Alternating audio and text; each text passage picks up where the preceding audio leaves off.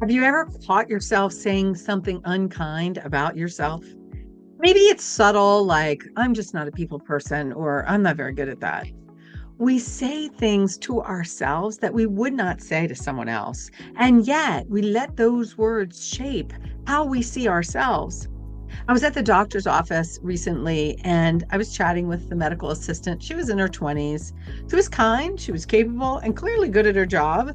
And then she said, almost apologetically, I'm not really a social person. The tone told me everything. This wasn't just a fact, she saw it as a flaw. And I see this all the time, especially with young professionals. They diminish themselves in small, offhand comments. It's like apologizing for who they are. When you repeat these little messages and stories, they take root. You start to believe them. You shrink. You question yourself.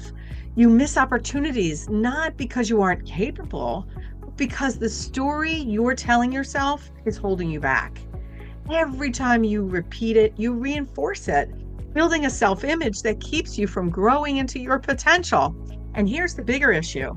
We teach others how to treat us by how we treat ourselves. And if we treat ourselves poorly, well, others often follow our lead. I looked up at her and I asked, would you ever talk to a tree that way? She laughed. The point landed. You wouldn't tell a tree that it's too quiet or too still. You'd appreciate it for what it is, rooted, steady, providing shelter and beauty. You deserve the same respect from yourself. As I share in my book, The Journey Called You, whatever you discover about yourself is simply information. It's not good or bad, right or wrong. It just is. Learn from what you notice about yourself, but drop the judgment. It doesn't add value. We each bring something unique and valuable to the world, and we're each needed. So when you stop putting yourself down in these little ways, you give yourself permission to be who you are. You replace judgment with compassion and understanding. You grow from acceptance, not from shaming yourself. You build self-trust, self-leadership, and confidence, and you teach others how to respect you.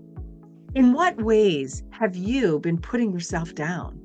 Start noticing how you speak to yourself and about yourself. And if you don't have anything nice to say, don't say anything. You are your most important relationship. So speak to yourself with kindness and lead yourself with care.